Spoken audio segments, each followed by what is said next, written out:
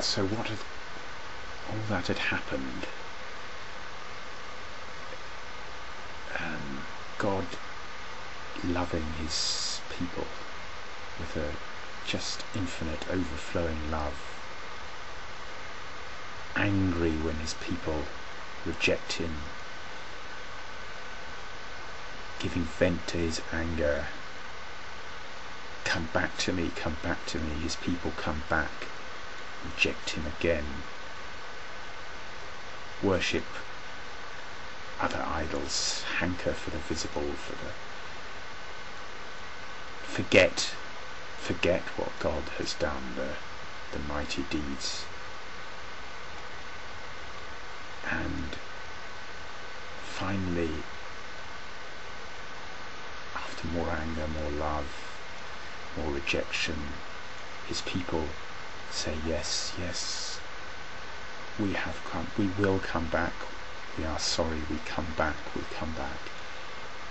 And God chooses Judah, one of the tribes. He establishes them forever.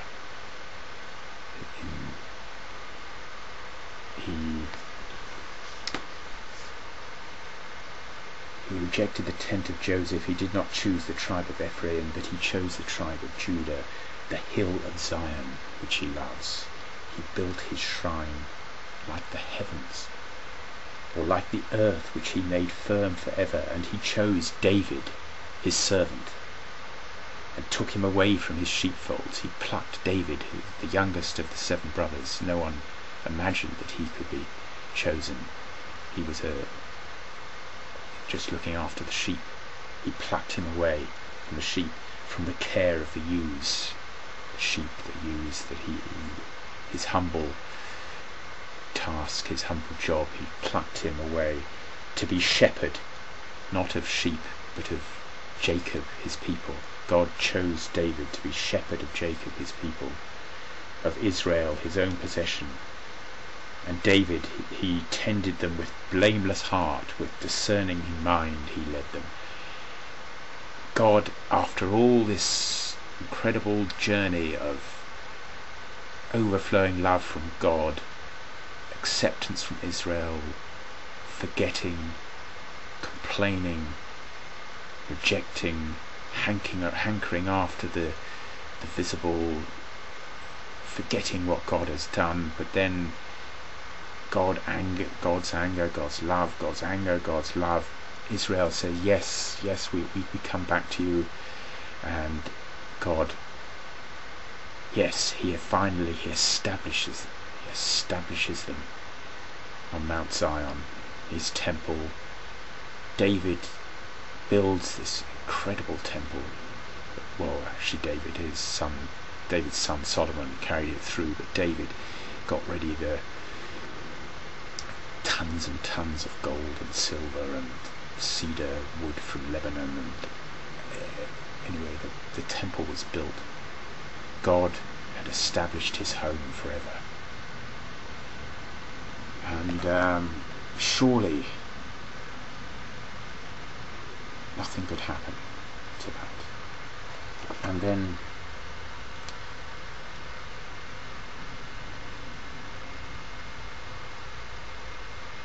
his words from a present-day Jewish scholar called Jacob Neusner.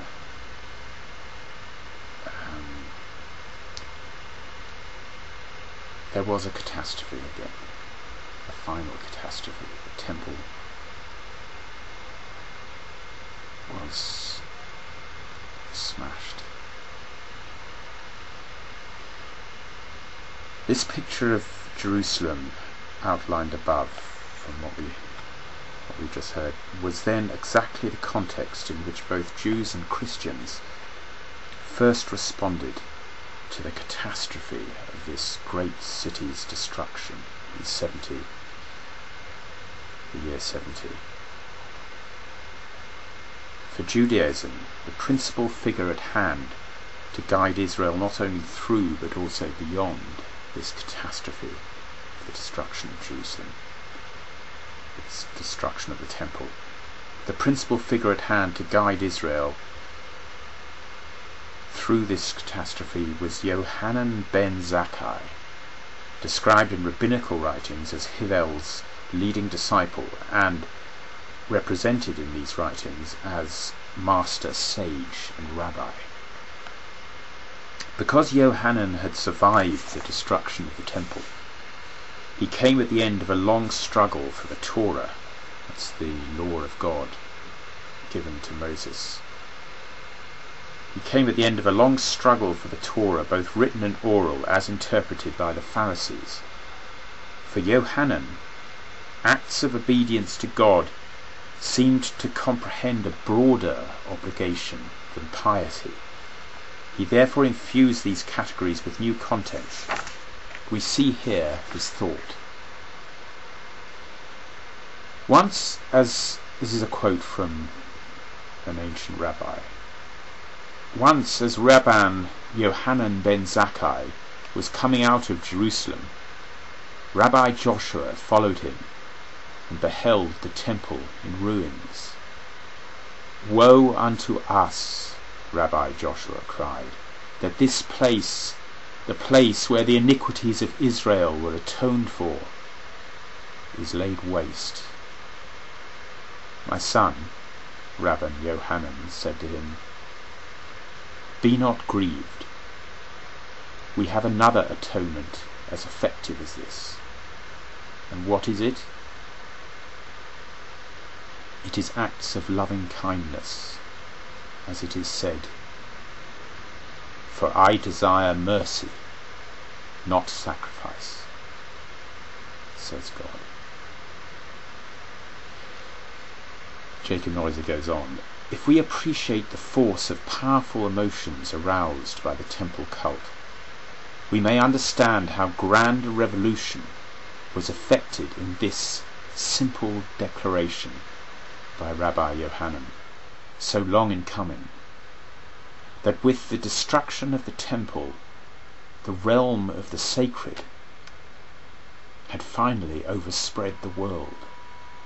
We must now see in ourselves, in our selfish motives, to be immolated, the noblest sacrifice of all.